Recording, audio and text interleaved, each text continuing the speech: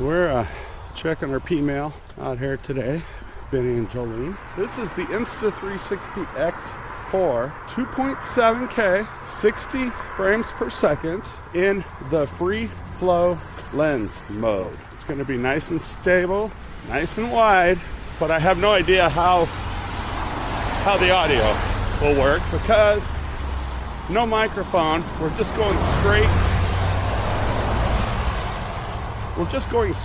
into the Insta360 and we're gonna go get wet. Topic today, the remnants of a snowman. You're gonna pee on that, aren't you? No, thank you. So I'm getting a new lens. I had to work through a whole process on my decision, and I kind of want to walk you through that process and tell you kind of how I came to my decision. My approach was quite methodical and quite deliberate in the area that I needed to stretch my photography focal range to.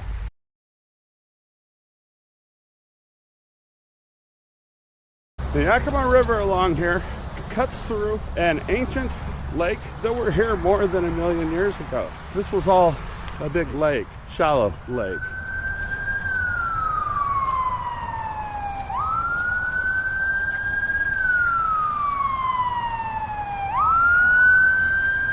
Fire department hauling ass. Go get them. Go get it. Come on, let's go.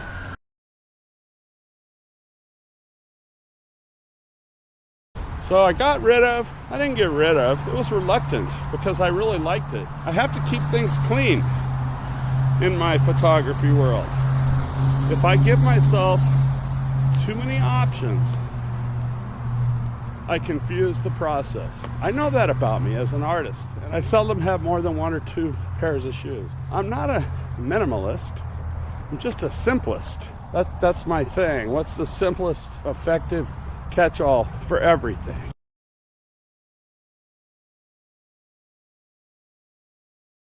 For 40 years of producing plutonium, war-grade plutonium. Now, they didn't produce the bomb, they just made the plutonium. But all that was done right up the road here. It's a huge area, probably 20,000 people up there at any one time that just do the cleanup. There's a lot of people. It takes a lot of people. It's a big mess, and it's a really urgent mess. No. No! Come on. I have a very selective vision, and it's not built for photography. But if I use a huge approach, let the camera do the work, sometimes I override it, but most of the time I just run it in auto because it's efficient for me. Otherwise, I would be spending a lot more time than the average person. I remedy that by mixing in colors and doing film simulation, but I like to do nature photography. I like to get out into nature.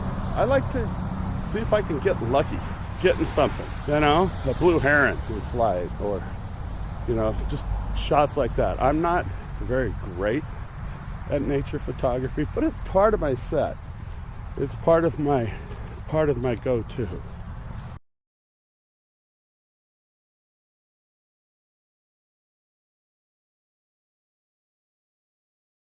Those years up at Hanford producing plutonium created some awful byproducts. People think of radiation as being the problem up there, and it's not. I mean, it is a problem, but it's a problem that could be remedied. What can't be remedied up there currently, scientifically or otherwise, is the fact that we've got these really badass chemicals that are radiated. So it's a mixed bag.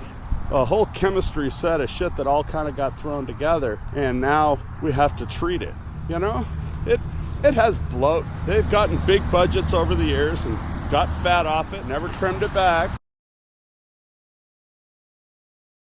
So as a photographer, keeping things tidy makes me more productive. Not having bloat in lenses can get me out the door. The 20-60 lens served me really well. Enjoyed having it as part of my toolkit, but I had to let it go. And you may wonder, why not just keep it around? Well, it's about that efficiency. I probably got about 2/3 value back, and that's kind of how it works. So I looked at a lot of factors with the lens. There's lens size, there's weight, reach. I figured out I need some telephoto in my life.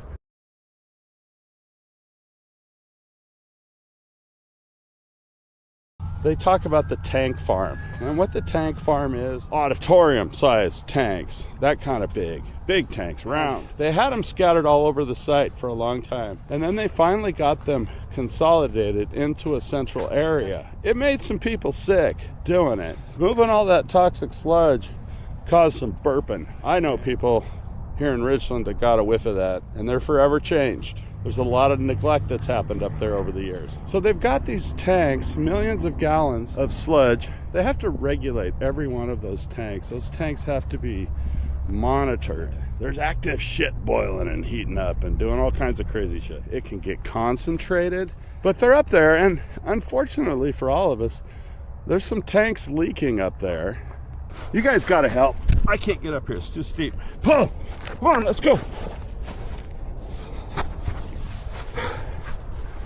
Pull! Thank you. There's it. Whew. I've determined I need more reach. I can use it effectively with the autofocus features. The animal detect autofocus just circles the bird every time. Stabilization is going to keep me nice and tight. So the cost considerations are really important to me. I got the lens used, saved me, I don't know, $150 from buying it new. What this is I think it's called calcrete, and it's basically a hardening of sand that creates a layer that really doesn't let water through very well. Farmers hate it. There's a lot of that up at Hanford. And what happens when you got a leaky tank is instead of it going down, it goes out. It spreads. So anyways, there's a lot of this. There's also layers of sand, that ancient lake beds that are packed. So these pollutants don't go down, they go out, and they go right out towards the Columbia River. So what they've got is a full water treatment system out there. All these hoses, all this shit you see out there, it takes water in, it cleans it up, and it sends it right back down. And it's partway a barrier or a fence, and it's partway a way to dilute the toxins. And I'm all for efficiency, but I'm also for regulations to check up on that efficiency.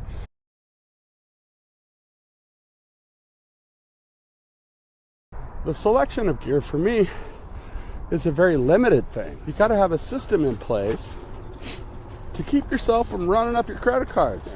So this lens had to be within my financial means. It had to fit that. And the 20 to 60, keeping it would be redundant because it's a redundant focal length. There's no gain. But I've also got the 85-1.8 and I've got the 18-1.8. Sharp and fast. The question was, does it fit with the other two lenses? That was a big question.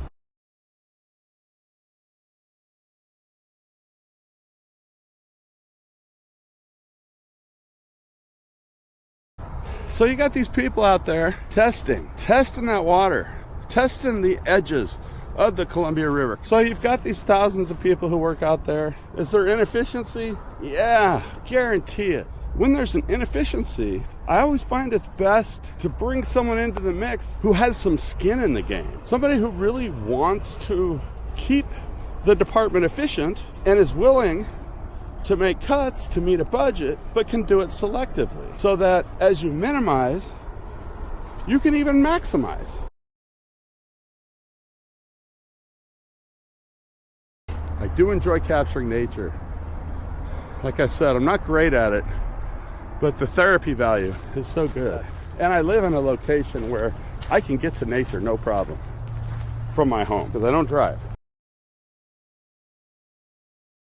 Without thought, no one's considering that Ethel over here is the person who does this. She's an expert.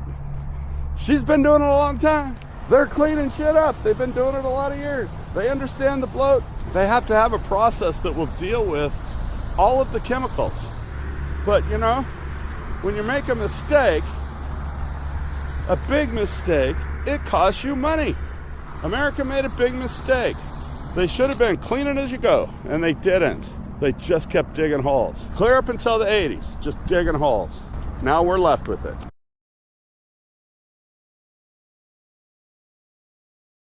So the lens I'm getting after some serious deliberation, and I do mean serious, it's my photography, which is very important to me. The 28 to 200 LUMIX S lens, zoom lens, gets me to 200 millimeters full frame. I can drop down into APS-C, get 300 millimeters. It's got stabilization built in to the lens.